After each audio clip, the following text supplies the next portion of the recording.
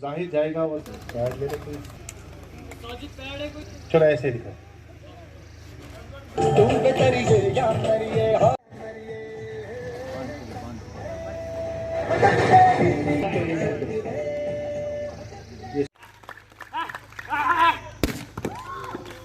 फिर से फाइट करके फिर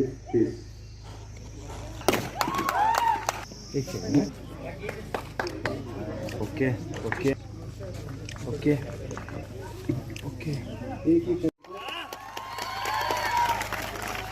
पूरा इवेंट को एक सक्सेसफुल इवेंट बनाने के लिए यहाँ का प्लेटफॉर्म हमने डिसाइड किया। यहाँ पर पार्टिसिपेशन आई थी जो चिनार ओपन वुशु कश्मीर चैम्पियनशिप यहाँ पर हुई मानसबल लेक के पास ही।